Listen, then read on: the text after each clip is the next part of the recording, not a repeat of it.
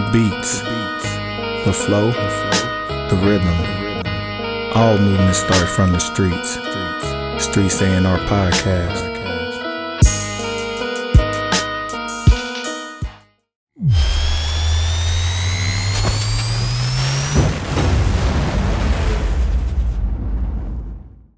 But man, we got our guests here today. Yeah, we do. Man, we just gonna get on to it, Johnny, because we gonna leave them alone. We can go there, man. We gotta leave them alone. I thought we was here for music. We I thought are. we was here to interview my man Elliot, man. Man, To it see what just- he got going. Yeah. I know we gonna build the conversation in, man. But I just want to, I don't. Oh you know, yeah, man. We do the organic flow. Yeah, some things just be in the news. I be at work doing nothing sometimes. Like, dang, man, I just come across my desk today and push a drop, man. It ain't dry outside. It's It's not dry outside. it's almost dry, but it ain't dry yet. But yeah, man, we got a special guest, man, here with us at the Streets A&R Podcast, man. I've been knowing this man for a few years now. This man has worked with me, seen me, and kind of taken me under his wing to give not only guidance but opportunity. And that second part is extremely rare. A lot of people got a lot of words, but a lot of people don't have a lot of action. Got my guy DJ Ness, Elliot in the house. Hey, give me some claps, man. Hey. Man, shout out to DJ Ness. You guys are super official with this, man. I've been watching this on YouTube. My lady was getting at me. She's like, "Why don't you stream it?" Because I like to see you guys and all this, so I can see myself now. Yay! No, but yeah, super official. Love the claps, man. And thank you very much for having me. I appreciate this. I've been jocking you guys for a hot minute, and actually, I've been jocking you since you told me this was going to be happening. E, man, you said we were just sitting right after the green room, actually, on 16th, outside. It was like 3 o'clock in the morning, chopping it up. It had to be summer because we wouldn't be out there that late outside like that. But I think it was the fall time, actually, was it? Like after the Halloween deal or before that? I think it was it might have been before the Halloween, a few before the Halloween. Okay, all right. Well, so we chopped it up. Yep. Yeah, we chopped it up, and you were telling me about your ambitions of what's going to be happening coming out of this whole pandemic aspect of things, or wherever we were at that time frame. And sure enough, your execution was flawless and still is to this point. And you got a great team in front of you, and you have a great future. You know what I'm saying, that you're building way out there. So I'm loving this. This is dope right here. Man, Everybody clock in. Appreciate it, man. But yeah, man, Elliot, man, you gotta let the people know, man. I appreciate my flowers, my concrete rose, Yeah. But let the folks know exactly, who you are, what you're doing out here, because you do a few things. Yeah. So where do we even get started? So my government name that he keeps on calling me is Elliot, and I go by DJ Ness. Used to be L Ness when I first came out, and I'll kind of go back on the story on that a little bit later on. But you know me as a DJ. I'm a DJ. DJ first, always been a DJ from yay high to from a potato fry, and then from everything else that pivoted and that kind of grew from that point. So you started out as a DJ really young, out of high school, even a little further back than that. Mr. Soul was on here, so I really related to a lot of things he was saying. But for me, it was making pause tapes, doing that whole deal where you just get the song and stop it at a specific point and then try to get another song in there. And those came into the mixtape aspect of things, and then evolved into getting my turntables, which sometimes I kind of regret. That because when I got those, it was when I got out of high school, and that whole deal was like, you want a car, or what else do you want? If you don't get a car, what else do you want to get? I'm like, can I get some turntables? So that was my deal, and I didn't really know the right turntables to get, so I got some Geminis. They were cool, they were the band belt driven ones, and then I had an MTX mixer. From that point, and I rocked him to the best of my ability. Took him out of the house maybe a couple times, and then got a job, so I was able to kind of get one Technique turntable. I sold the whole Gemini and the mixer for like $600, man, to get me one Technique turntable. Right. And then maybe a couple of years later, I got the second one. I got the Bastax mixer, the 05 Pro. Blah blah blah. So you fast forward, from me working on that and trying to learn how to do all these crazy techniques. Scratching, started on turntablism. That's where I was at first and foremost. Used to watch a lot of DMC videos because we don't. I'm gonna date myself when I say this. You didn't have no YouTube, nothing like that, man. So I had to go down to the Antiquarium down there in the Old Market or Homer's and look for VHS tapes of like DMC, battles, man. A-Track, Short, Shortcut. There we go. Shortcut. You know what I'm saying? Invisible Scratch Pickles. I'll just say up the whole crew's name. Invisible Scratch Pickles. Executioners for sure. Mm-hmm. You know, Fifth Platoon. There's some other ones in there too. Anyway, that's how I learned how to start to DJ, but I wasn't really a DJ because I was just scratching, right? Right. You kind of heard some of this from some other folks too. So you had to figure out how to get the mixing in there. That was more harder than anything else for me, you know, because we don't have the gear that we have now. So it's all about, you know, learning how to count your tempos and selecting the right records and making sure that needle dropped on the right part of the groove. So, fast forwarding to, you know, doing a lot of things, you know, figuring out how to do that, carrying around all these crates, watching all the great, you know, DJs regionally here in the Omaha, you know, metro area. Obviously, like we talked about Mr. Soul, you know, he's been on the show as well. Big up to Mr. Soul. You know, DJ Rip, Busy B, Stu, and I'm missing a couple of others. I know that, but I'm only saying those guys because those are the four that I really kind of saw and watched a lot. But there's a whole big other crew in there, you know, Big Al as well. He came with the craziness right there. But watching those guys go into the club, which we only have one club now, and it's the Max. It's the only club we officially have here in Omaha. Everything is a bar, a lounge, or a venue. You know, we need to talk about that a little bit later. The working that whole, you know, circuit for a little bit, not as a DJ, just going as a consumer. You know what I'm saying? Just going as somebody who loved and was a fan of the whole vibe and the style. Moving from that part, figuring out how can I get down? How can I be in those crews and cliques? What's going to happen? Never did happen, you know. But the funny thing about that is just being around there, you know, you kind of manifest things, right? So I worked at Homer's for a while, and a homegirl that worked there, she went to Creighton, and she got on the radio station. She was at Drill and Broadcast, and that's what had Channel 94.1 back in the day, right? It still does, or somebody else has it, I don't know. But she said, hey, you should try out for the show on Saturday night. There's somebody who's doing it to some college kid. They don't really have to do anything, just press buttons and play the songs and talk. And I knew what she was talking about. It was a mix show on a Saturday night, pre-recorded mixes, but it was cool. And I heard the person who was doing the personality on the air, and was like, yeah, I can do that. I can, you know, it seems simple. So I go in and do the interview. I bombed it. I felt I bombed it, you know.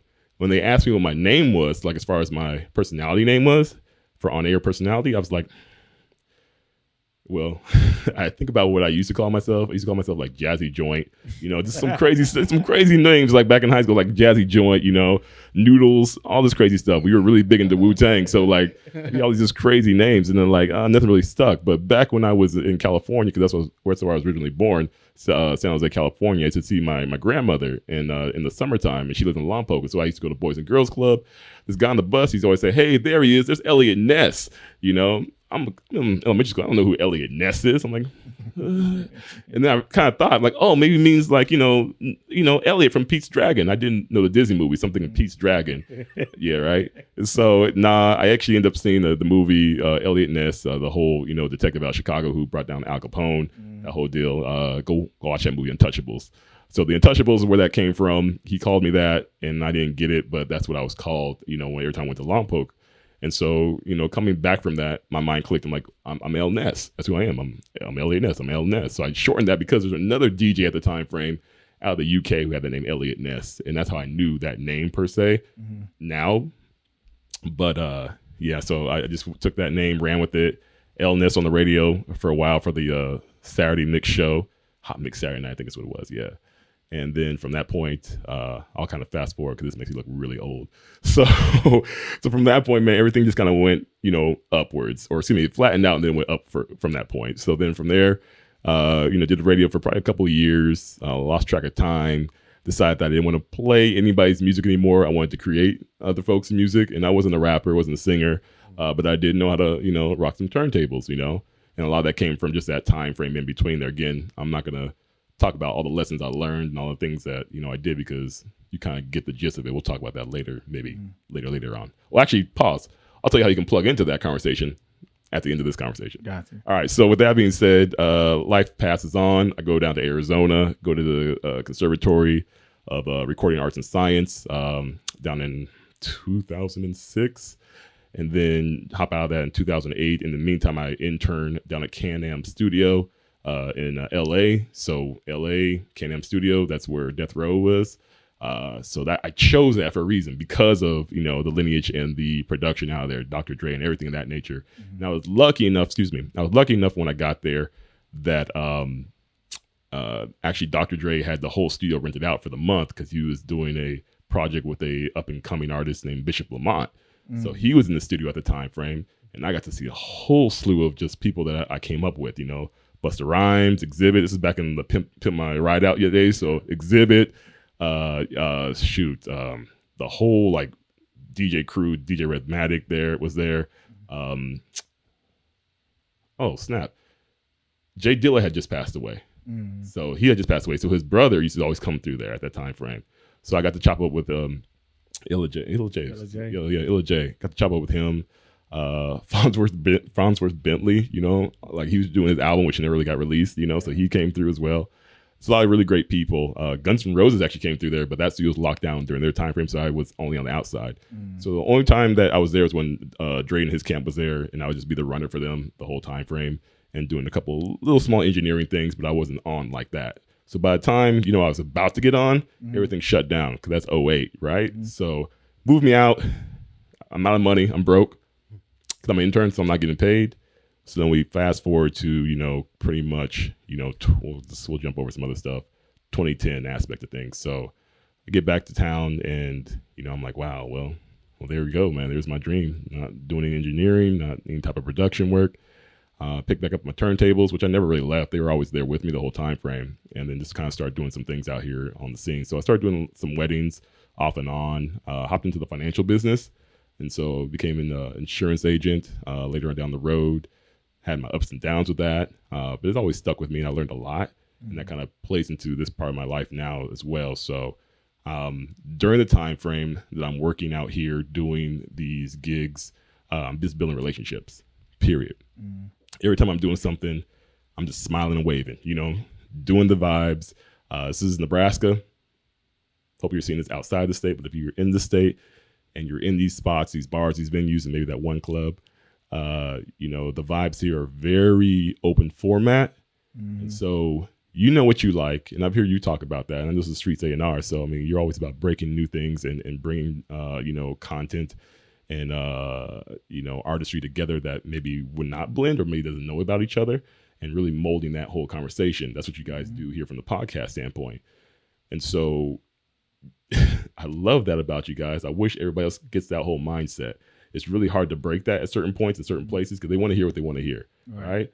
They come there and, oh, awesome. You got that Dr. Dre? I want to hear that next episode. All right, this is 2022. I got you. But if it was that vibe, I'm all about that. But right now I'm trying to break this new Janelle Monáe, or I'm trying to break, I'm just saying names that you still know, but, and actually we should go ahead and rewind to the last actual podcast you guys had where you guys were breaking Neo Soul names too. I love that.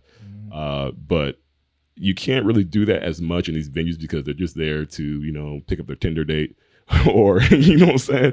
Yeah. Grinder date, whatever your whole flow is. So you have to figure out, what the vibe is. So being an open format DJ and curating to that is what I play my ear to the best. And that goes into weddings, that goes into other type of events that we do.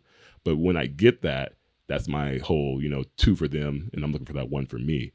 So then at this point right now, we're at that one for me stage. Yeah. All right. So it's be hot up here too, y'all. Yeah. I wrote the wrong thing up here. All right. Listen, I usually be in this motherfucking coat on. I know, right? We up here losing some weight today. All right, shoot. I didn't learn my lesson. I had to text the lady, was like, "Yo, turn the air on real quick." Turn the thermostat. Turn it down to 70 on the cool. There you go. But yeah, man, it's crazy when you talk about, and we've talked about this plenty. How my style. It's like why I want to. People ask me, I'll be like, "Yeah, I'm getting out of the weddings." Like why? And I'd be like, straight up, they're not fun for me. Right. They be like, "But you can make money." I know. I said they're not fun for me. I love that. And I didn't get into DJing just to do that. So I wanted to be more of an artist as opposed to just a DJ. You get what I'm saying? I didn't want to be. I'm like K Tronada. K Tronada is a producer, right? Yes. But K Tronada is a known name as an artist. So his name is on almost everything that he produces. It's featuring K Tronada. Right. Or this is a full project produced by K Tronada. That he has one coming out with IDK. And it's like I take that standpoint from the artist and how do I brand myself as an artist? And as DJs, one of the old ways was always having your own flair, your own style, or your own sound. And I wanted to kind of continue that part of the legacy. And I'm like, well, this is what I feel is missing out here. This is what I like, and this is what's missing. Let me just do it. I know I'm not going to draw big numbers at the beginning, but it's always bigger than just the places that I'm at. I have a bigger, it's a bigger mission, a bigger call for me with this type of thing. And I've seen this bubble with certain groups, you know what I'm saying? I've seen it across the nation. So certain people are getting their thing off, shout out to people like Soul Lection and they whole little group. But they going on tour doing similar type of things. But it's like you said, these venues, man, and for those who don't understand open format, which is basically open format is like playing at a radio station. You're playing, if you have a radio station that does top 100, so you're going to have all styles of music that kind of, you have to figure out a way how to blend. It doesn't always make sense or create a certain vibe, but you just got to make sure that it's playing the music that people kind of want to hear, quote unquote, and what they know. And that's typically what happens in open format. You know what I'm saying? And it's not a bad thing because I done seen some DJs rock some open. You do a great job in open format, bro. Thank you. Appreciate it. Like, yeah. Not many people that can do that, especially live, not on the station. Yeah. And I've seen one on tour that we're like, yo, this dude getting bit. And it's just, he getting in, and he was the tour manager. He packed up and got back to managing after he opened the concert. I heard that one. Yeah. I mean, but that's correct. Yeah. I mean, so open format, I mean, it could have a negative condensate or a stigma to it, excuse me. But, you have to bring out the skill in that word. And I think A-Track even said it better than I can even articulate that. But it's all about reading the crowd, knowing where you're at, and knowing the timing of when you should play a certain type of record. And just that it's a notable record and it's, gone platinum or diamond, that's whatever. It's just how you drop it in there. And that whole 2 for you, 1 for, me type of deal plays out a lot in my life and how I see how to manipulate the records, So, I mean, you can definitely get, anything that's unheard of in there if you finesse it the best. If you finesse it the best way you can in that scenario. So mixing is a big part of that. I go off of tempos or BPMs, how you like to say that. I don't do too much of key, notations because that's more of a house style. Yeah. But BPMs is all about, just how I get in. And then I'm really quick to, on my EQs, cut my highs and my mids and make the music not as busy and make it make sense when it comes out. Yeah. So you just ride that beat up, into the next, and then, do a trick, do a echo, fade out, because the equipment now, it can do a lot for us and we don't have to work as much. And that can be, it can hurt some people because it makes you feel like you didn't learn the craft from the jump street, hauling the records, making the pause tapes, and I'll back that up too. This is expensive as, career defining yourself in. It is. If anything else is out there for you, try that first, right? No. I mean, if you really want to be a DJ and you really want to be out here doing this, that's great. I love you to death for doing that. But just figure out, what's going to work the best for you budget wise, because, as much as I want to have, the turntables and the mixer all day, if I came into this world at this point, a controller, quick $400, $500 controller is going to have to do you. You have to be off to the races, and then figure out what you can do with that, because right now, even though you have the controller, you have to still buy the speakers if you're being mobile. And a lot of places out here need you to be mobile, especially if you're doing a wedding. But if you're in a bar or venue, it's mostly mobile too. There's a couple of spots in here that have themselves set up. Shout out to DJ Shifty. We got a couple places set up with, just speakers already in house, some good QSCs where it's plug and play. They already have the mixer. We go behind the bar, plug in, and then we're off to the races. And I like that about it. It makes it really easy and convenient for us, We don't have to haul speakers and decks around. But for the places that don't have it, you have to buy those. And a good set of QSCs run you $700 to $800 just for that one 12-inch top, And if you're, in your teens or you're in 20s and you think this is something hot, so you got to take a loan out. You know what I'm saying? You got to be gigging already. So it's just a bunch of things that happen in that whole notation. But this ain't the this ain't the space to get in and think you're just gonna hit it big. Oh my goodness, it's not. And because even if you do, a lot of times I tell people your work and your talent will separate you, either on the trajectory up or on a trajectory down. Because anybody can pick up something and play music. And I think there are more people doing that now because people have lost the taste of DJing, the ear for DJing until they hear a DJ. You're like, oh, that was, and they're like, okay, it's mixed in correctly. You're not hearing train wrecks. You know how to use your EQs. You know how to use your effects. But a lot of people think you just pop in and just play some records. Right now, you just hit the gunshots and the air horn. Anytime I hear that, I know you can't mix. Sorry, Bruh. I'm not sorry. Y'all suck, Bruh. But you can't mix. You want to get on them like that, and I understand it. And they have some type of other skill set that might be social media driven, and I get that. Love it to death because that's where I'm lacking. Let's link up and let's kind of collab on that. But the point being is that yes, you have to at least know your craft, and you can't just come in there dropping a song and then using a effect for a transition every time. Air horns are whack. Only time I like to hear air horns if I'm like in the Caribbean. I don't want to hear that stuff. I don't want to hear that stuff. That's where that's at. That's where that formulates from is dubstep and the roots Jamaican sound. That's where I've always associated air horns with. When I hear it now, just on some house high tempo track or anything else, I'm like, it's a turn off. I mean, there's time frames to drop that. I agree. I'd rather hear a funk flex bomb on something than an air horn, to be quite honest. Right. And then your name drop, and the homie probably knows what I'm talking about. I say your name drop. Use that sparingly. You know what I'm saying? You can do a shout out on the mic about yourself or whatever, but don't be like DJ blah blah, DJ blah blah, DJ. I'm like, back up on that. All right, play the song. I know who you are. You know what I'm saying? I know who you are. DJ da da, DJ da da, DJ da da. I'm like, oh man. Still on the same song, click. Ain't no way. And then you wonder why what happens in the spot because you playing all that click, and all right. So anyway, that's what that is. It's crazy. But man, we gonna get off the DJ talk. Yeah, we're gonna have to have a special DJ day. And I'm rambling hard on this. And get everybody get right on. But something else that you do, and we'll get back to like we talk about venues and how we can maneuver these spaces, but I want to talk about kind of what else you do, because I know everything started from DJing, and with that came things like management and building your company. And what is it? What are you doing on far as the management side, and what are you looking to do on far as management? Thank you. All right, so this is good stuff. So I don't have to ramble as much on the DJ because I can go. I don't even feel like I would said anything for the DJ stuff. I think you already know what that is. So with the management side, though, let's talk about that, Nebraska, and every place in between. And please, fact check me on, the best way to do this, because to my knowledge, there's never a really best, practice. It's just kind of figure out that lane. And that's going to be built off of who you're working with, first and foremost. Manager's not a manager unless you have somebody that you trust and believe in, their talent and their skill level. And that goes back and forth. So that's a reciprocity that they give to you as well. They trust you with information that they wouldn't tell anybody else. They trust you with, help guiding, their career to a certain level. And then, from there, you can kind of renegotiate and see if it's going to be a better deal to go further with you or maybe not.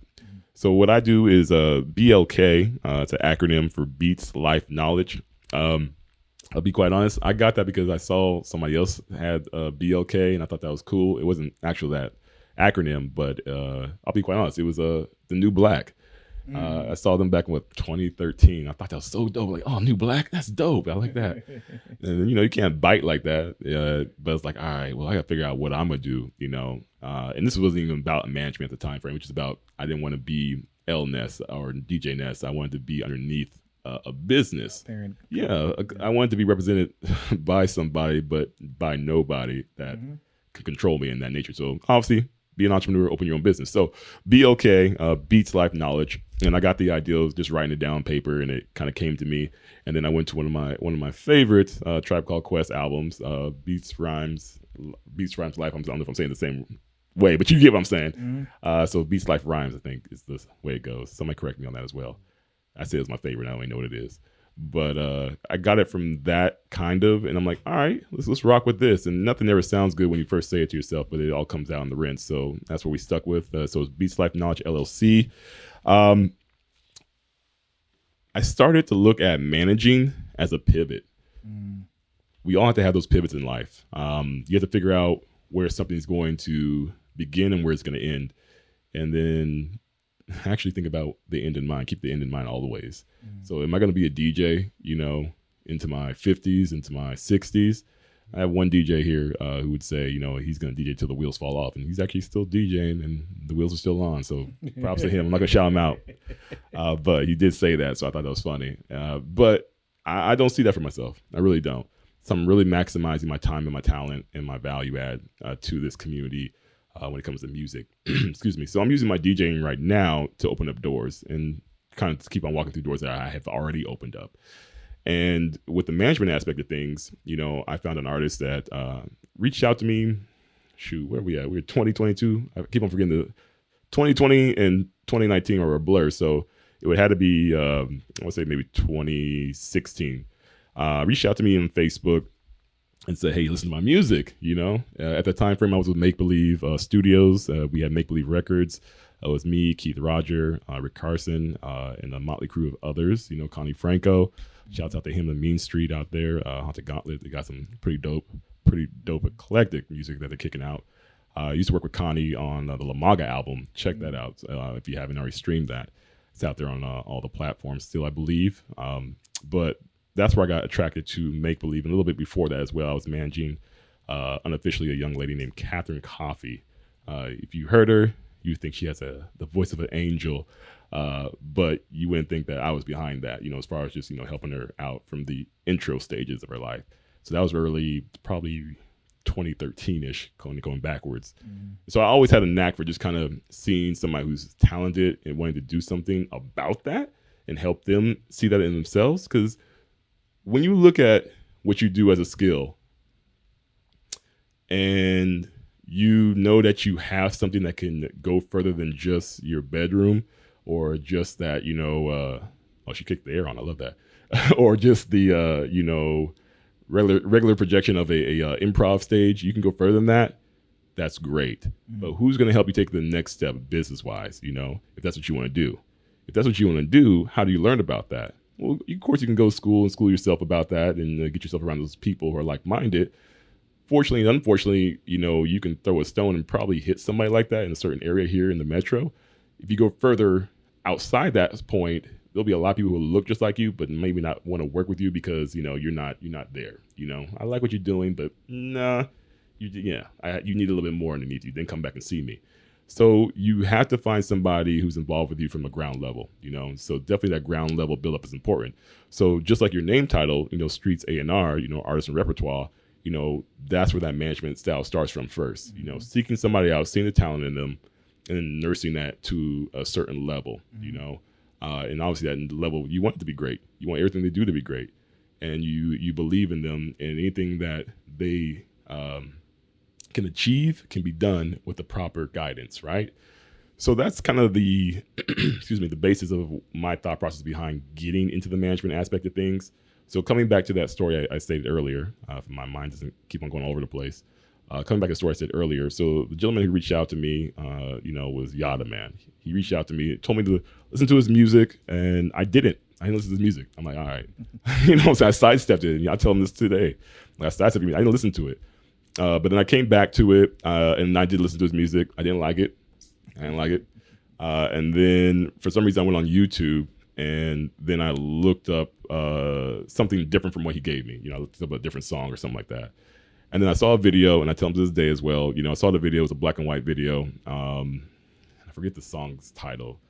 I might have to get it to you later. But it was just a freestyle he did, and it was over a McGruff beat. And so do you remember the McGruff beat?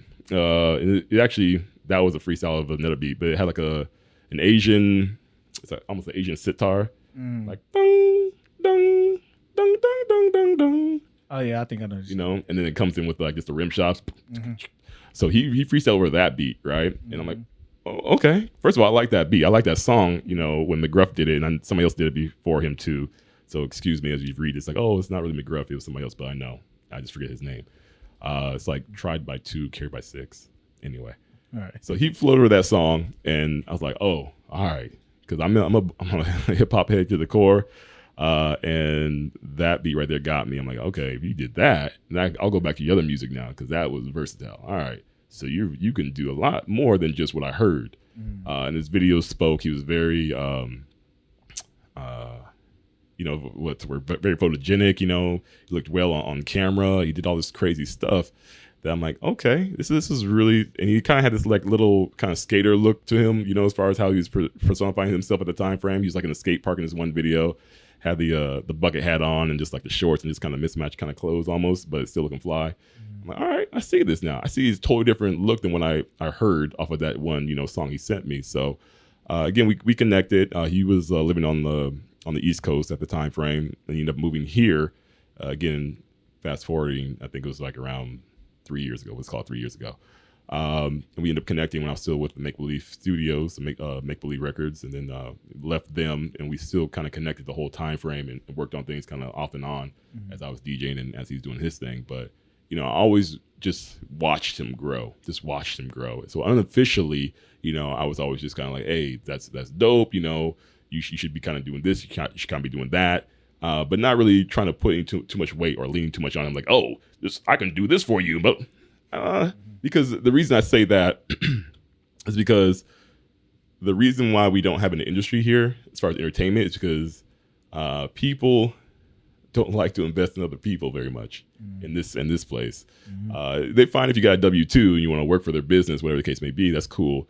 But just on the strength of like, hey, you're a dope ass artist. I like what you have to offer, man. Let's work together. You know, I'm gonna fund what you got going on in the belief that you're gonna continue the work and move yourself to a different level than what you're at right now, right? I want to see you move in each tier, you know, and check mark all these boxes, and I'm gonna help you out through that process. You know, is that agreed? Yeah, it's agreed. Cool. Those handshake deals, you know, are very few and far between because we don't trust each other. Let's be quite honest, you know, or we trust each other to a certain extent, and then it drops off because, like, all right, well, I'm done doing this for whatever reason it might be. It could be like you don't have to love her anymore. You know, you get married, have a family, have kids. That puts on a totally different weight for you. You know, so now you can't be doing things you were doing before. Versus, you know, no, I'm gonna keep on going at it. You know, because that girl, the kids, they can't eat your dreams. You know what I'm saying? They can't eat none of that. So you have to figure out how you're gonna put food on their plate. We don't have that system here as far as the entertainment's concerned.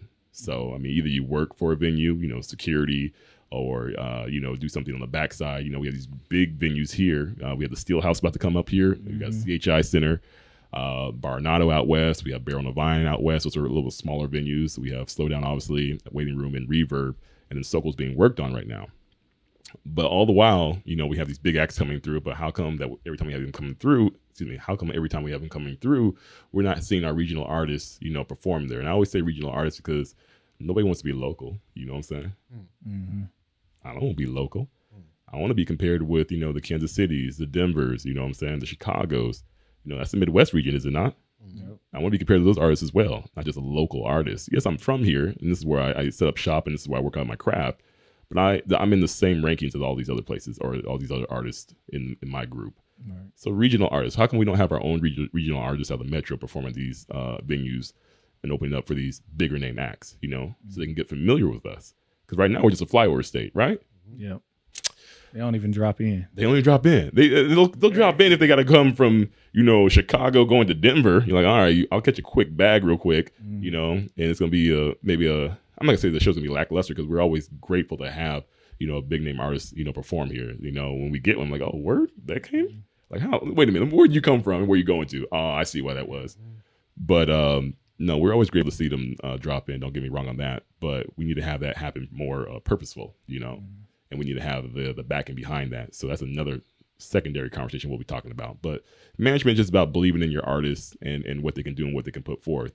And, you know, a lot of things that, you know, myself and Yada Man have been doing up to this point is a lot of testing, you know, kind of starting from basics and building it back up. Because these had, you know, albums dropped before, you know, mixtapes dropped before. But the one we're speaking about right now is Jimmy. And that already came out last year, I believe. Mm-hmm. And we're going to go ahead and do a reboot on that, refresh that, doing a deluxe package that's going to be dropping this summer. And so it's not going to be anything that you haven't heard before, but it will have a lot more nuance added to it. So we got some visuals already out there. If you haven't already seen the Hard Knock videos already dropped out there. Got the Lolo bouncing out there in LA doing doing things that I wanted to do when on that trip was out there. YBZ on the track, man, with the dope beat, man. Took that Annie beat and flipped that. I mean, as y'all know, that Annie sample is open for everybody to have. For shout out to Jigga. Jigga, my God, man, Rock Nation. For sure. That's so awesome that he did that, man. So, I mean, and Nipsey exposed that whole situation. So, why I had that beat and brought it out the basement. Everybody's bringing everything, back from the past. Like, oh, I'm just sitting on that beat for a minute. And he brings it out. And y'all just rips that track. So Hard Knock got that visual on there. We got a couple other visuals that we dropped here. The Way just dropped as well. If you haven't seen The Way, that was shot here in Omaha. And then we did another video. I was out in LA with him. We did a top tier video as well. So we'll be releasing the reboot. I like to call it the reboot, but it's the deluxe version. And we just got some artistry from YB as well. YBZ, he's killer with the visuals right now, man. The kid's killing it. So I mean, if you need some artwork, cover work, he can flip some covers. You'll be seeing that very soon. He does some really great work on that. But yeah, what was the question again? Johnny had something to. Oh, man, I'm just enjoying the conversation. I think it's beautiful to see the well-rounded aspect as an artist. Because a lot of times, a lot of creatives is right brain, but to be able to see you lean on that left brain and get things organized and executed, I think is beautiful. As far as artist management, are you just into artist management or are you in talent management as well? Awesome. So, I mean, wearing a lot of hats right now. Myself, YBZ, in that scenario, we're a trifecta with Yada, and then we have a couple other people that we'll be bringing on the team. But with that being stated, we use resources. So, talent management versus artist management. Artist management is more personal. Talent management, I feel, is more kind of like finding you the work, like getting you the gigs, everything like that. That right there is kind of something that we're touching on specifically.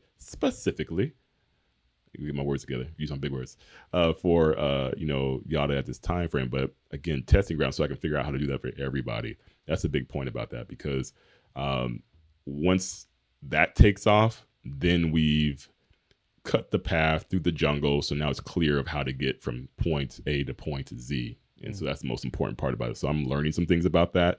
I've dealt with some agencies outside of Nebraska because we don't have agencies here. But I'm also dealing with some folks that are here as well. But the agencies outside of Nebraska, I mean, they're not for play. You know what I'm saying? You tell them, hey, I'm interested in this. Like, cool. What's your budget? You know what I'm saying? Does this include this, and this, and this? So they ask a lot of questions, you know what I'm saying, before they even take the call, for lack of a better word, and if you don't have the questions answered to the their liking. Yeah, thank you, to their liking, then it's like, yeah, sorry, they're busy or they can't do that. So, or we don't take you for that, or you can get in here, but you need this, or you have to, pay us this much. The whole pay to play type of deal. That's happens all around, not just here in Nebraska for venues. So, that we're working on I'm working on the talent aspect of that. Besides the artist is more personal, so I can always latch onto that. And then the talent side is like whatever I can branch out from that point. I do want to have that, but then I need to look at venues too. And so watch for the hook. And I say that because there's some things that are coming up soon that I can't mention as of yet, but you'll see it happen this summer. And then next summer, we'll talk. I got you. For sure. No, I just asked because I know one of my little cousins is actually one of the producers who did a lot of work for Yada Man, Young Quez. That's my cousin. Man, like, Quez already knows. Yeah. So it's like, as talent management, the people that's around the sound and stuff like that, it's just about like, how are we able to then hook Quez up with a stylie? How are we then able to hook Quez up with somebody? That's why I'm asking about the talent management. Okay, I see what you're saying. So I take it to a different notation. So yes, and so Quez he's in the group. He's part of the team. So I bring him up in that scenario because that's another part of the conversation. But you got me there. So yeah, I broke bread with Quez. His beats, man. And Quez is going to be on the next project we worked on a lot. He did some heavy lifting. So shout out to Quez. Also shout out to Avanis, Anthony Baker. He was on some of the original stuff we did earlier on, and definitely it's the first time he's going to be hearing or seeing this, but we got some stuff up the bat, and we're going to be working with him as well because it's important to, keep it close to the hip, and then we'll expand outwards. Yes, we're all about going out there and trying to lease beats and everything of that nature and purchase beats on the low, but we got so much talent right here in the O. It's crazy. So crazy. Especially right now. It's a renaissance period. After this whole pandemic thing happened, y'all been working on stuff. I don't know what you've been working on, but I don't know what you've been working on, but I can show. It shows because of the effort that I see on the production side of things, on the lyric side of things. either you're gonna shit or get off the pot. I can cuss on here, right? Yeah, okay, all right, cool. You're either gonna shit or get off the pot, and a lot of folks are dropping that fire right now. So Q he's doing it. We talked a couple times. Like I said, broke bread with him, and yeah, so look out for him on the next project. Heavy. Hey, and don't sleep on him as an artist. We're gonna try to get him out of retirement, but don't sleep on him as a lyricist. Okay, Don't sleep. I didn't know he was a lyric. I think he might have talked about that a little bit, but he's nice with it. Okay. Kings, don't sleep on it. That's my family, bro. Okay. Don't sleep on it. Don't sleep on it. Everywhere we go, somewhere my cousin, but they really my cousin. Like, don't sleep on That's it. what's up. That's what's up. We got some stuff. I got some stuff, some old stuff from back in the day before his puberty voice hit in. So you know what I'm saying? Okay. Young Quez is about that. Okay, well that's cool, man. Yeah, he didn't speak on that. I mean, we were pretty much on the He a beat side humble of guy. things. He ain't gonna Humble. take nobody shine. He gonna wait his time. But I want to make sure I'm advocating for him as a, that's my little cousin. That's talent management. You got talent around you. Yeah, Make sure you're developing it properly, man. That's my little people's. No, he's gonna get his just due for sure. Again, especially on his next project. And then on top of that, between him and Vonis Anthony Baker, those two right there, I'm looking at them because they have so much to give. And like you said, he's very humble, super quiet cat. You know what I'm saying? But he speaks very little, but he listens a lot. I like that about him. And then, so moving forward on that, with the management side of things, the website, which is going to be blkoma.com, is being refurbished right now, meaning that it's not even up. But when it does come up, because I keep on getting it back, and I'm like, nah, I want to do this to it, because I want to add more ways that when people can go to it, it's going to be very, it's going to be very easy to navigate through there. So, for instance, you'll go on there, you'll see Yalaman's information. You can go to his EPK and go to all his links, etc. And then same thing with the production aspect of things. So for Anthony Baker, I'm building his aspect on there as well, where you can go to producer, listen to their music on SoundCloud or whatever the case may be. And Q's not going to be out on that neither. So I want to have it very acute to those specific folks because I want people to see what we have growing here, and then I want to add to that. So again, blazing that trail so it makes it easier so I can add more people on. And then on top of that, maybe get more staffing as well, because I resource out a lot of everything I do. A lot of things I do. I resource out, and I try to find folks who can do this really well. So, you build websites? Cool. Let me hit you up for this. How long does this take? Cool. Throw them some bread. It makes it happen. Because I try to watch out for people in the passion project aspect of things. So if I know you're a friend of mine, love you to death, my guy, and you do that work too, I will go to you, but it won't come back to me timely. You know what I'm saying? So I like to find people, who are creative, talented, but I don't really know. Because that way there's something to really lose, because I don't know you like that. You don't know me like that. You want to get paid. I want to have the job done. I'm going to throw you this. You're going to have it timely done. You're going to have it done in a timely manner. Thank you. And then we'll get it back, and then we'll work more. We can become friends later, but for right now, I just want to get the work done. So I know a lot of people out there who are equally yoked and a good friend, but I don't shoot them the work because I know that it just won't come back, because we're just, get a homie. I'll get you whenever I want to. No, guy, I need that yesterday. So. Got to keep business and personal separate. You do. Oh my goodness. We can't talk on that right now, can we? Yeah. Man, this is a lot that I be wanting to get to. But when we talked about the lack of venues, we talked about, or you brought up Omaha and the state being a flyby state. And one thing that's, we got the industry turn getting Omaha, which helps contribute to that. And then we have. That's new. I didn't hear that one. You never heard of getting Omaha? No. It's kind of floating in the industry now. Is it? Yeah. What industry? Because the industry doesn't really float through here. So yeah, but it's over our heads right now. But what's the name? Keith brought it up, and not just brought it up. Oh, that sounds like Keith. Yeah. But it's Kethro. Kethro is out here. Shout out Kethro all day. It's in Omaha. We had this thing where we go, and I've noticed it. We'll go to a show. We'll support. We're going to clap it up. But as soon as the show is done, we walk out. We leave. No parlaying. It's like even sometimes you have a few people stay and get to know the artist.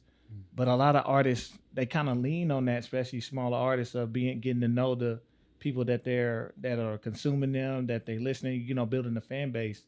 And getting Omaha is looking at even going to a lot of times some of the clubs and bars, like when it lets out, everybody just leave. Like I'm used to the lingering. And it's just referring to that immediate, thank you for your service, gotta go on to the next thing. And I've seen that, and then I've seen sometimes it's very difficult to get artists who are not A-listers or B in the Black community, not your hood artists, right? A lot of times this is not a good market per se for music that's not A-listers. So if it ain't Chance the Rapper, people like that, Travis Scott gonna sell out. Then you have our old school acts. Like we love us some old school Ashanti, Juvenile, you know what I'm saying? We love that. But for everything in between, we kind of get lost. So how do we, and this is a conversation with everybody, but how do we kind of open that up? Like I have my ideas and things that I'm working on that I try to do with bringing artists, you know what I'm saying? I have to be smarter and strategic about how I bring artists and break artists. Meaning I have enough backing as far as following here and people knowing what I do, and I can use my creative brain to create an event, i.e. like the sneaker soiree. Create the event so people want to come to the event, then I'll just bring an artist because I know you ain't coming for the artist anyways. So now I'm bringing an artist to build that relationship lateral with somebody that I know you don't know, but they're going to get this market. Now they have an opportunity to get this market, and hopefully it turns over that they'll repay it back one of these days. So how do we get artists who typically aren't getting played on the radio here? Could be A+ talent, may be a B or a C lister as far as fame goes, but A+ talent. How do we get them here? How do we get this to not be a flyover state? How do we get these smaller acts to stop through on the tour stop? Like how do we do that? You can answer Johnny too. Yeah, Johnny, you can answer too. Yeah, I've been talking a lot. Go ahead. Give me a little something. I don't know, man. I think it's just about understanding the indie music market and finding a way to capitalize on that. Like Omaha was a place that was known for having great indie music. And I think that it's about having dedicated spaces that cultivate that. Like we don't have dedicated music venues. We have venues that we access to do music at. That's a difference. Like there's not no Tuesday night spot that you come to every week, or you know what I'm saying? Like this is this club venue just for music, or this is the club venue for that. We don't have that environment here. So I think it's about understanding that and leveraging your relationships in the different places you go. I think it's about fostering that, and it's about understanding what people want. No disrespect to a lot of the shows that get put on here, but I'm not coming to listen to 6 to 7, 8 different artists do 5 or 6 songs that's poorly mixed. I don't want to hear all of that.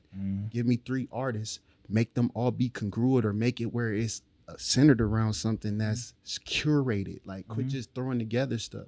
It has to be curated. Just because this your homie or just because they popular don't mean that they sounds is gonna fit. It's that type of stuff.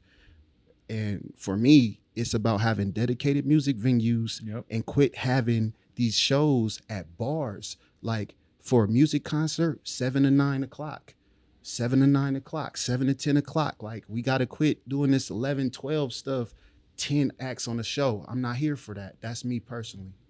For sure. And that venue piece is big because we talked about venues, and we don't own any of the venues.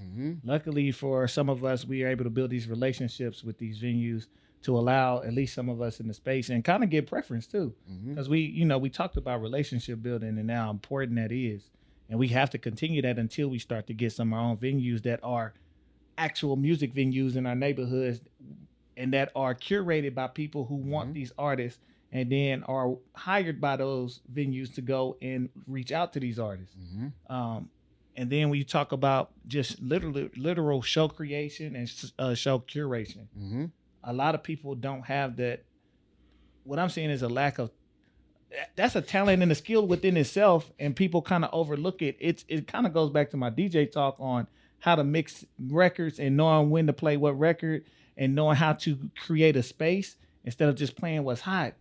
We get into the what's hot game. Oh, he hot, she hot. We'll throw them on the show, but you haven't given any parameters as to how the show's gonna run.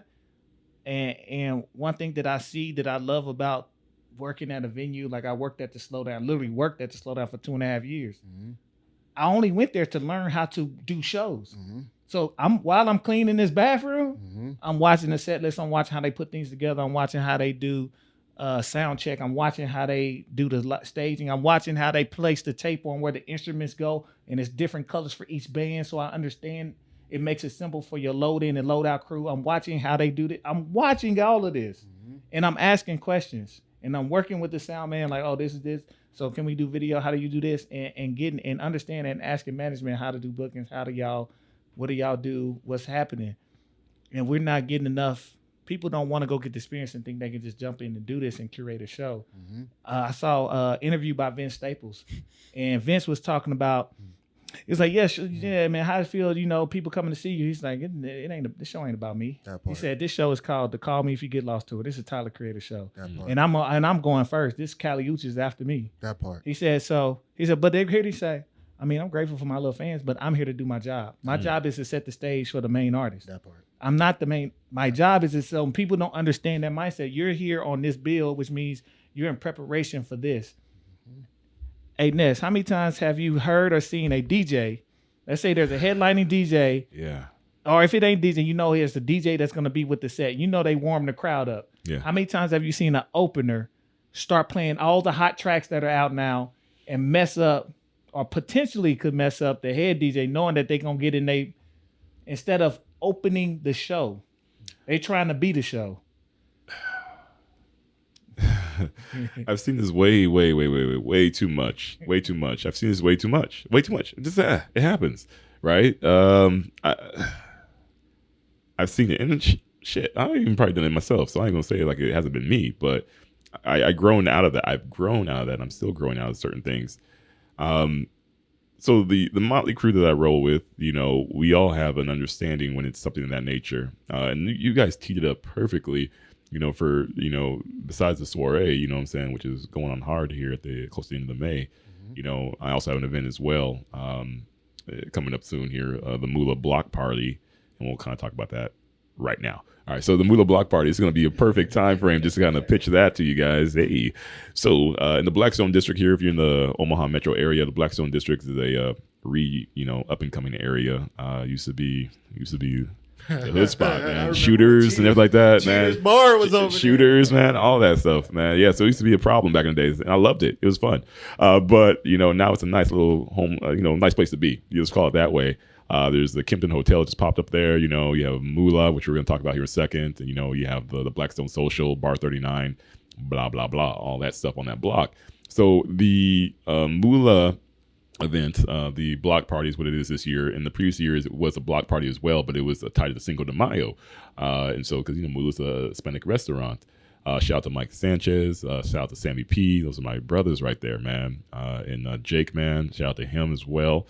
And his wifey Tyler. Hey, all right. Tay, I'm sorry. But yeah, man, just the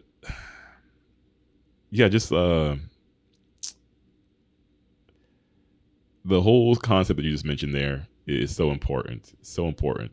You have to know your role. And that word curated, not to mention when you're DJing, but to curate a show is so important. Just to go in there and say, I'm going to get the homies on the stage, or, I'm going to purchase a performance and have it on the stage and get the homies right behind that. There has to be a conversation had, because you have to be supportive of what the event's about, So in this scenario, when you go to a show, and this is how I've curated the stage before and managed the stage before, you go in there, you're hearing an opener, or you might just be hearing a background play of just a curated playlist happening as you come in. Get situated, get your drinks, whatever the case may be, As the time goes on, 30 minutes, maybe 60 minutes into that time frame, then we have a opening band come out on the stage, and they know they're there to give you some background, kind of white noise for a little bit, but then kind of get you involved, get you involved in the culture, the sound of where that event is. In this case, it was Cinco de Mayo. And then, they performed as well. They helped you out with salsa dancing, all that stuff, man. They got you in that. And so that went on for roughly maybe an hour and a half set, some of that nature. As that happens, people are still trickling in. They're hearing that noise. It's bumping throughout the whole block, so you can hear that. As it starts to get dimmer outside, the lights kind of start coming out on the stage. then we start to bring them down because now people are getting to a totally different level of energy. Okay. And you have to know your age of crowd too. Up there, you have the UMC buildings. So it's a very youthful crowd. We're saying probably late 20s, then 30-year-olds, and then maybe 40s and 50s, whatever. But that's your bracket you're dealing with. Anybody else younger than that, hopefully they didn't get in because that'll be 21 and up. So then as you get down to the later on in the evening when it gets dusk and you got the DJs coming on. So then, yes, you have to make sure you know what you're there to do and who's going to be the person closing. So you want to get those crowds to get people pumped up to get to this one level, but make sure you're not crossing over on the bangers, for what the other set might be. Communicate. All you got to do is talk to the other person, figure out what they're playing their set, and don't run over that because it does for somebody who's listening and then I hear a song that I just already heard. I'm like, and then maybe it's mixed better the first time versus the second time. It doesn't matter. Just the point being is let that shine for somebody else as far as the DJ is concerned. And the same thing for a performer too, when you're doing hip hop or just whatever the genre is, make sure you come with a set. If you got 15 minutes on stage, make sure you leave everything, all your energy out there on the stage and warm up that person who's coming up after you, or if it's just you, it's just you. But, make sure you put the energy out there to let them know that you were there, Yes, have good mixes, man. Make a performance track. I want to hear a performance track. I don't want to hear you rapping over no vocals, nothing like that. Please, man. I mean, come prepared. It doesn't take too long to do that. Obviously, if you had the files, if you have the stems or if you have a 2-track, recreate the vocals, just do your ad-libs and keep your chorus in there and then actually perform the actual lyrics. You know what I'm saying? Mm-hmm. How hard is that? It's very hard for people who don't actually know their music like that or understand how to perform or do too many punch-ins on a track and then never just spit their verse. Right. So when you punch it in all the time, you don't have to think about breath control. So they don't know. So then when you get on stage, you learn real quick who actually lay the track down versus who was punching in and let me rewind that. Yeah, you learn real quick. You're right. And you learn that you don't get high on the job. Because I have seen people open up, not even be an actual opener on big shows and get a good look. They get an opportunity to perform a track or two and they gained 0 fans because of their demeanor on stage. Like literally listen to people like, what the hell is he doing? That's nobody's gonna. Now you might have think you just went up and did your thing, but you actually didn't you got to remember this is your career. This is your job, right? Mm-hmm. Don't come inebriated to your job. You got to do a job. You're here to do this. And if you're here to gain the crowd, you got to understand what tracks to play, how to perform those tracks, and how to get the crowd involved. And then be able to speak clearly at the beginning and or end on what your name is and where they can find you. Right. You got to market yourself. So even if you don't get but 5 people, that's 5 more than you had before. Right. And they might be like, no, this dude is cool on stage. Like next time he got a show, I'm gonna bring you some people. So you never know how things snowball, but it's those things that are missing in our with a lot of our artists. They not understanding that all of this matters. This is you're prepared. You got to come prepared. It's your job. So if your job is to warm it up for the big dog. If you're a DJ and you come out playing all the bangers, somebody like me might be like, oh, that's what you did? Don't worry, I got a whole nother set of stuff I can get this crowd hype on. What you talking about? Don't worry about it. Don't even worry about it. Right. And if I really want to spite you, I'll just flip it a different way. Right. But I ain't going to do you like that. I'm going to let you. But then they don't understand, like, when it comes to relationships, hey, what is they cool? Like, nah, they going to throw you off your set. They going to try to shine on you. So now you're going to be missing out on gigs. People forget business is done through relationships first. It's like you got to be good at your craft, but are you trustworthy to make something happen in the manner it's supposed to happen? Right. Or are you just there to shine on everybody? That part. So knowing your place at that time does not diminish your potential. This is true. And you said something there, that clicked off in like boom in my head. It's a resume. This is your calling card. Mm-hmm. You being on stage is your calling card. Mm-hmm. You have the social media, that's part of it, right? But that's just going to be part of the what have you done lately aspect of things, But in that moment, you have to shine. And yes, to be drunk, to be high in that scenario, you haven't come too far in life to understand that this business here allows you to, fornicate because that's just the way the entertainment world works, Mm-hmm. But to bring it back, you need to be focused at all time frames to understand who you're watching and who's watching you, And that even goes down to just how you promote yourself out there. If that's how you want to show yourself, then show it in a certain light that projects that, hey, I want to be out here in this crowd, but I also want to be able to go over here to this crowd as well. I want to be able to transcend both genres or both lanes. And, I know how to do that through this craft, whatever type of, again, genre you're looking at. So with the DJ set, that's how I really can be able to be malleable in that conversation. I just did 2 weddings this past weekend, then they got a packed weekend coming up here on this upcoming weekend as well, Friday, Saturday, Sunday. But they're all different to a point as far as locations and crowds, right? Yep. And so you have to understand that every time you pull up, all right, so this is going to be for this community, this is going to be for this community over here, and these people like this over here, and this people, they're not gonna really go rock with this. I'll try to stab it in there, but if it doesn't work, I know how to pivot from that. I know how to pivot from that sound. So as a performer on stage, you need to learn how to do that, because not everybody can be down with you or like you, but you have to get them, ready and hyped for that main event. If you're the main event yourself, then you already know what you got to do.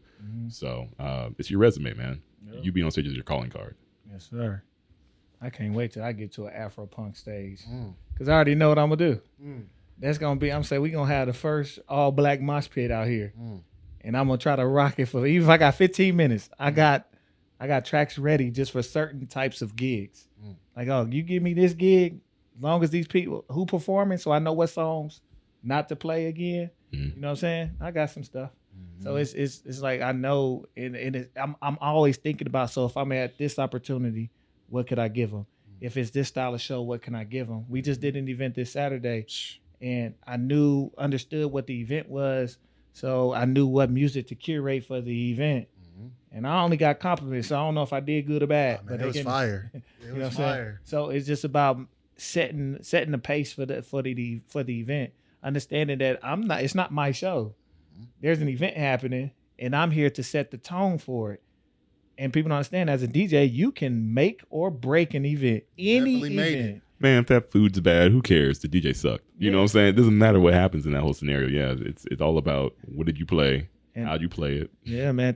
That's why I hate weddings, because like sometimes there may be no pleasing. You're playing for the 10-year-old up to the 70-year-old.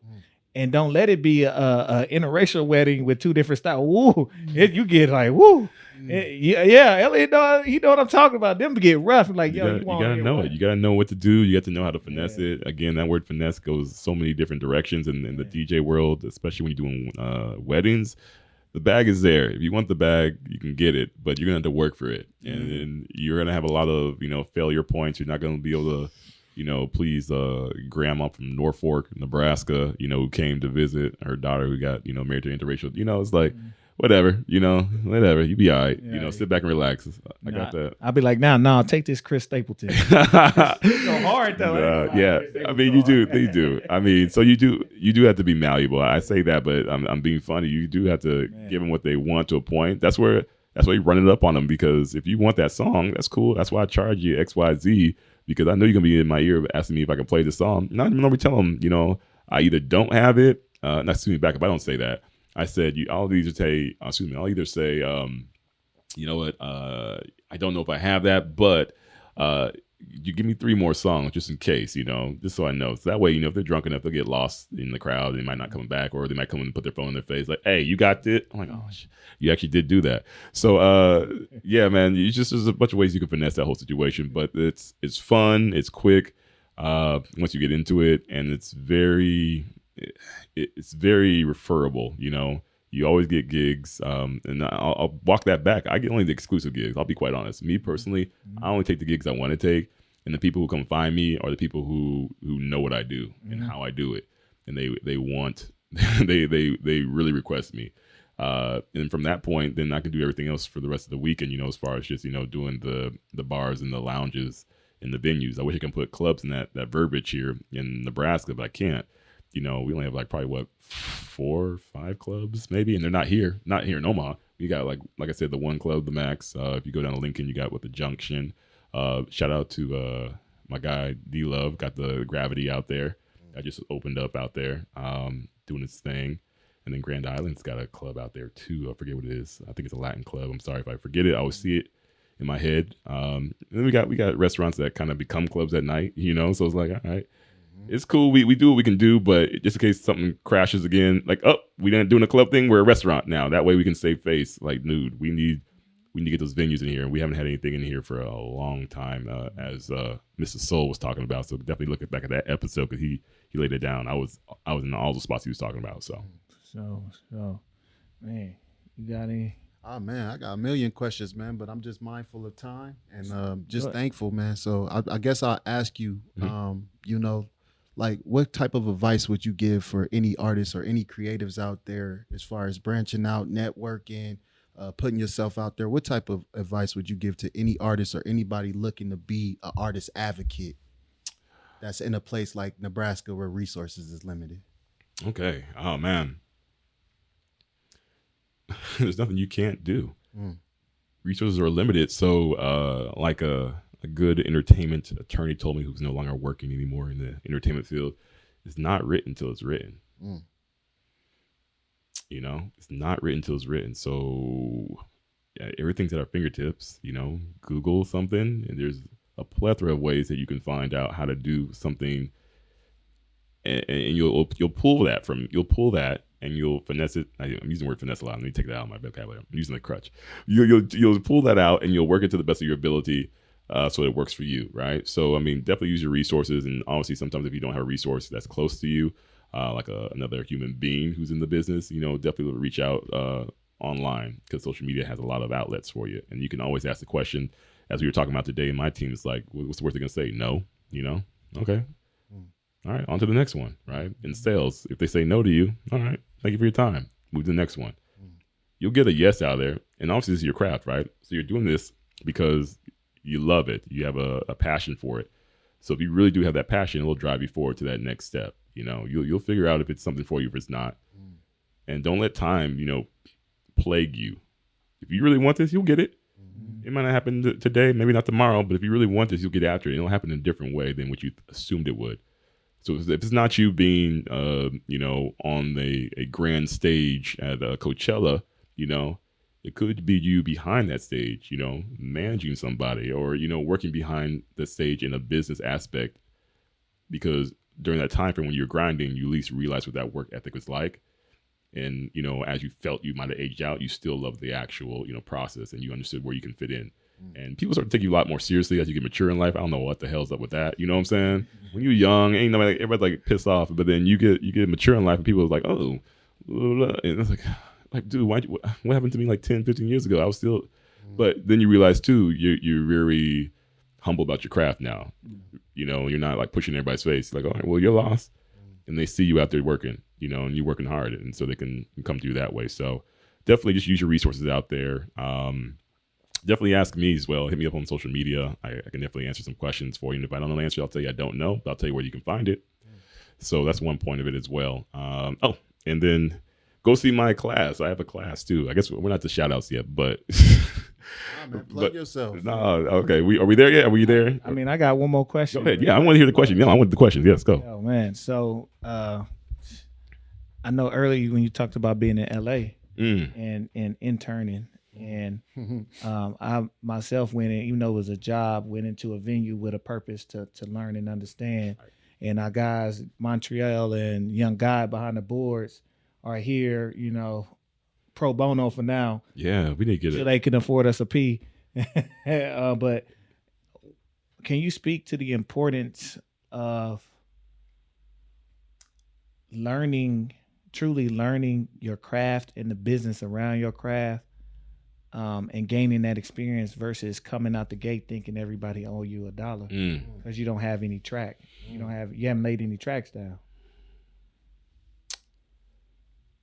And that goes back to that time reference I made earlier. You know, this kind of comes to a DJ that I know and I'm working with as well, who just wants everything to be popping and hot right now. You know, which it is. It's just working in their favor, but to pull it back, would you say that the world owes you something? Act like the world owes you something? That what you said earlier? Out the gate, you think you owe something. You haven't had any work proven. Yeah, it's hard for me to realize or to understand where that mindset comes from. You know, besides what you see on social media, that quick, you know, bag grab and that you know, everything can be pulled from a money tree type of situation. I don't know what's up, man. What's his old one? 6ix9ine, Tekashi had like a bunch of fake money. Like, dude, you know, all that front end and all that stuff, man. That's still popular. That's still popular for what reason I don't know, and that gets you nowhere. You know, so the humility that you show and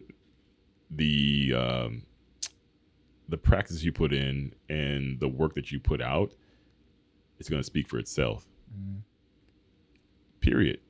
And it's not going to be how much your mouth runs, you know, because again, it depends on what you're doing. If you're doing DJing, it's going to be like, okay, I see you out there on Twitch. I see you out there on Mixcloud doing stuff like that. I personally am not out there heavy because I'm out there, you know, doing a lot of stuff. So I don't have time for that. But if I didn't have those type of spots to be, as far as bars, venues, weddings, etc., I would definitely be using social media much more than I am now. I just post flyers like, hey, I'm here. Check me. You know what I'm saying? But for that person who doesn't have that as of yet, yeah, that's where you need to be. Social media, obviously doing your deal there, but then also finding gigs outside of that and linking up in your community as far as people who do the same thing you're doing, you know.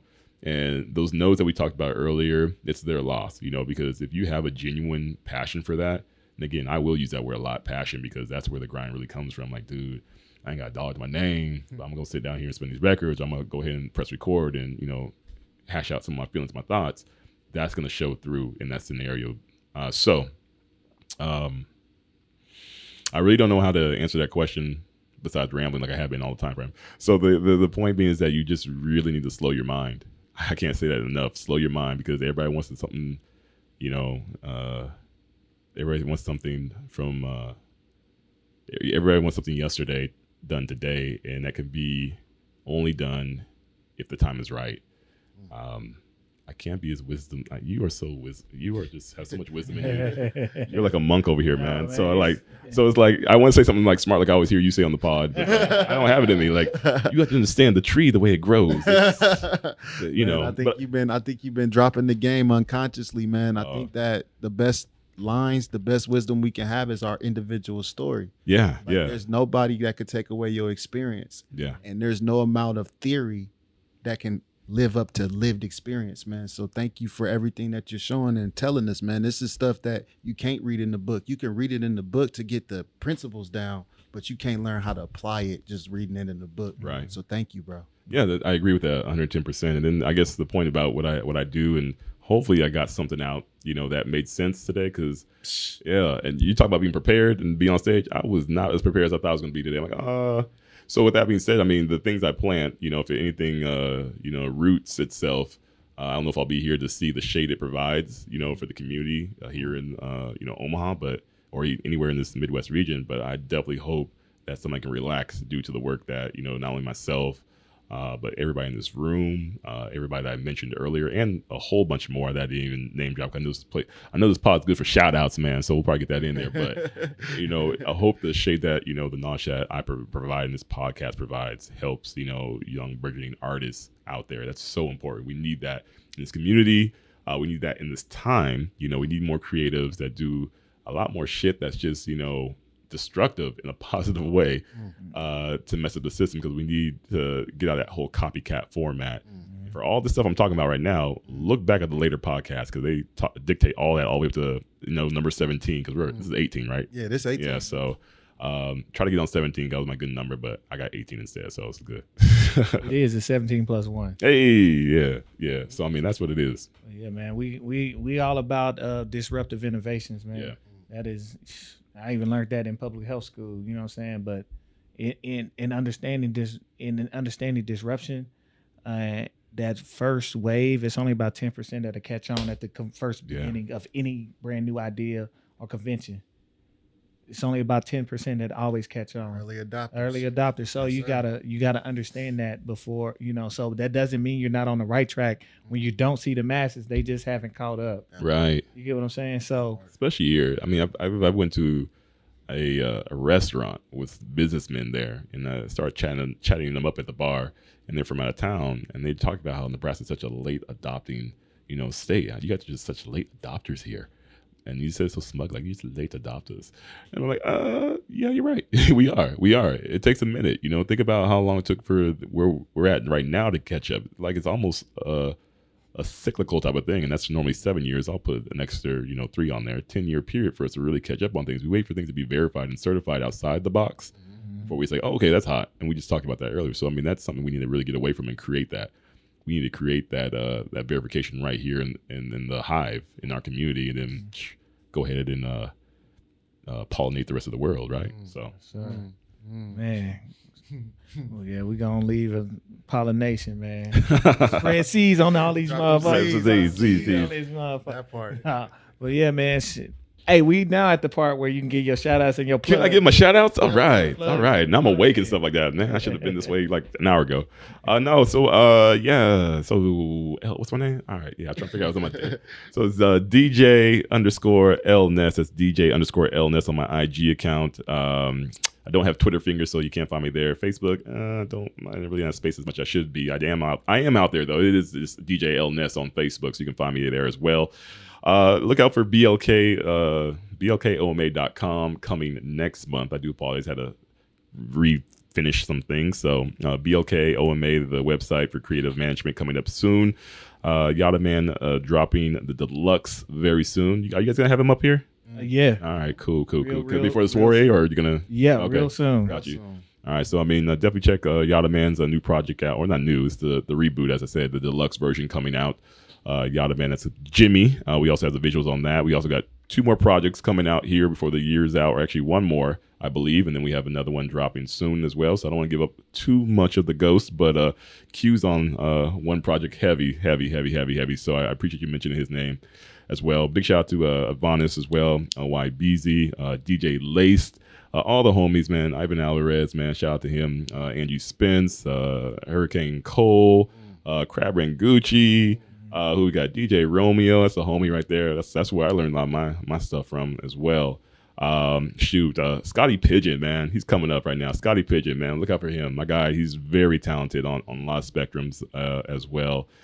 Who else, man? Shoot, if I don't name all the DJs now, I'm gonna be in trouble, right? So I think about what's on my list? Shark Week out there. Kethro, I already mentioned Kethro earlier, man.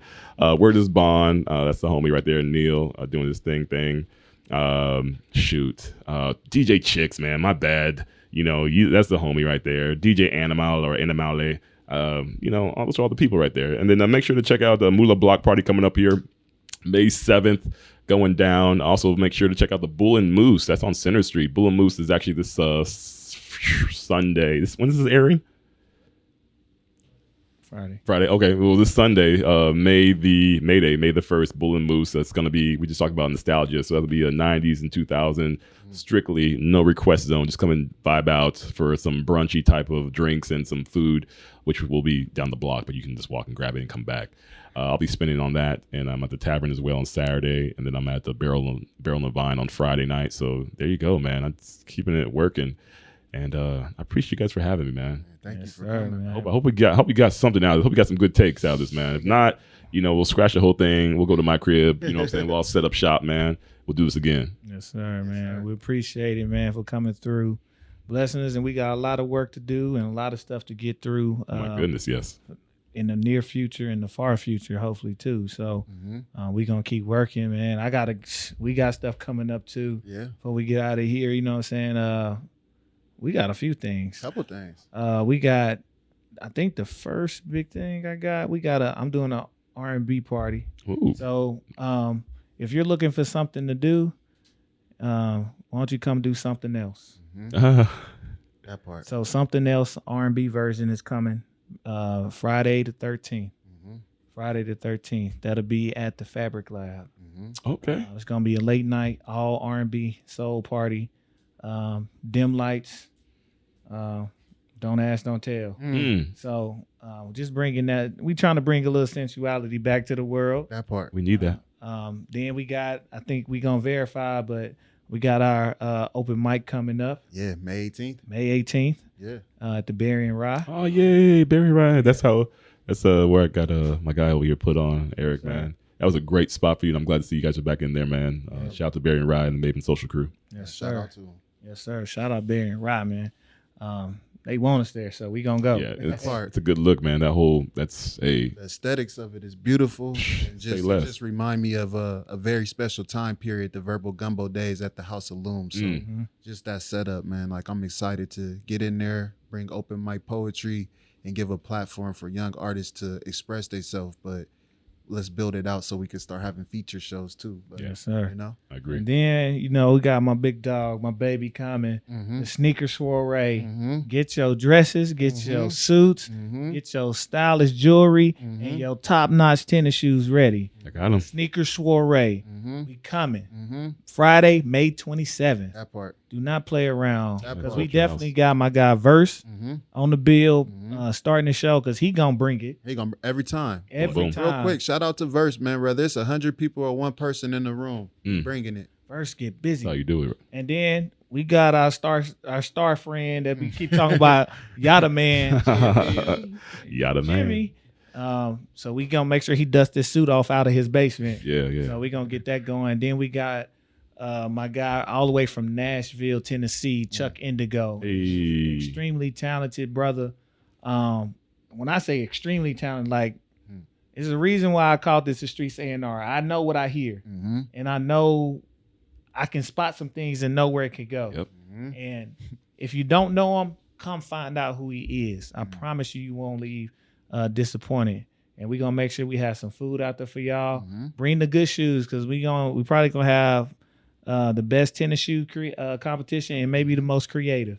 Okay. And you know what I'm saying? So, And if you can't participate and you want to sponsor, we definitely got sponsorship packages and stuff like that, man. So make sure you holler at E yes, over sir. at Rooted Rhythm, man, so we can get that going. Yep, all that'll be online. If you're looking for sponsorship, just comment and say, "Yo, I'm trying to look out for y'all," because we got packages and they got perks. So let us know. But yeah, man. And then we got some big things popping in June that we ain't allowed. Not to yet, talk not about. yet, not yet. So, yeah, man, check us out there. We gonna be live. The Streets A&R Podcast gonna be live and in full effect. I think some of my young guns that be behind the boards gonna have to hop on camera one time, because I'm gonna be working. I'm gonna be busy. They might have to hop on They camera. might have to. I know LP been begging, Oh, man. When can I be a guest host? So LP been begging. So we got, hey man, y'all got to step up for LP. Yeah. Take y'all job, man. Man, last time we was at the Slow Down Montreal, almost lost his damn mind, boy.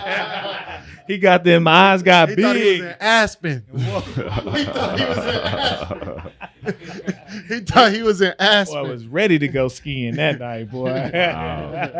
He was in Aspen. But yeah, man. So, man, again, Ness, we appreciate you coming through, man, dropping game. Yeah, man. I appreciate you having me once again. And and then, like I said, I was all over the place with the whole DJing thing because I didn't really get too much in the bag about that. I do have a class coming up here in August at Metro Community College, but excuse me, not at Metro, but it's joining with Metro and Do Space, actually. So it'll be out there on the 72nd location, Do Space. It's going to be August the 11th. I got to go to my head real quick. Yeah, August the 11th. It's an evening class. It's a Thursday.